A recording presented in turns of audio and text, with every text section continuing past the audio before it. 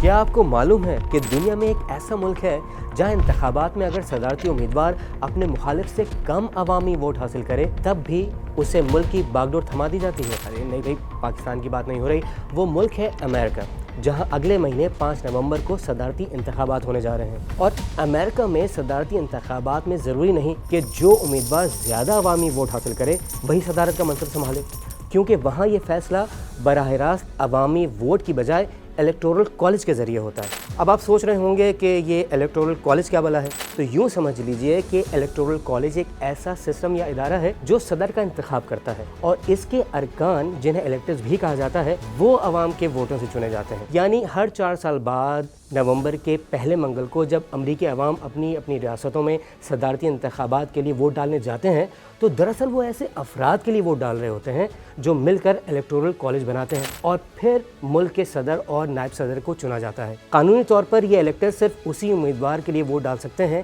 جس کے نام پر انہوں نے عوام سے ووٹ حاصل کیے ہوتے ہیں۔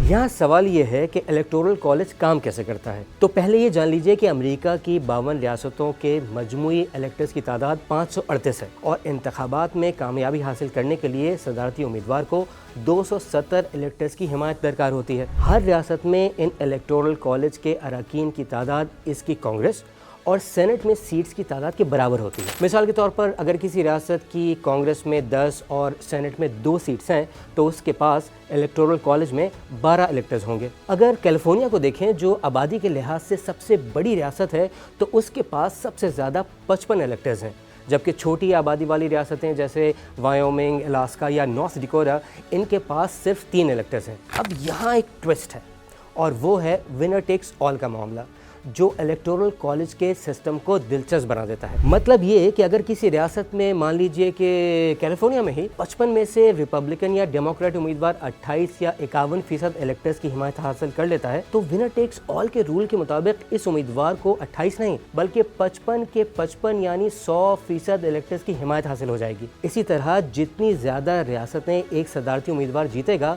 اتنے ہی زیادہ الیکٹورل ووٹس حاصل کرے گا۔ لب لباب یہ کہ الیکٹورل کالج اور ونر ٹیکس آل کے طریقہ کار کی بنیاد پر یہ عین ممکن ہے کہ ایک صدارتی امیدوار ملک بھر میں ووٹرز میں سب سے زیادہ مقبول ہو لیکن پھر بھی وہ 270 الیکٹورل ووٹس حاصل نہ کر سکے اور صدارت کی کرسی سے محروم رہے۔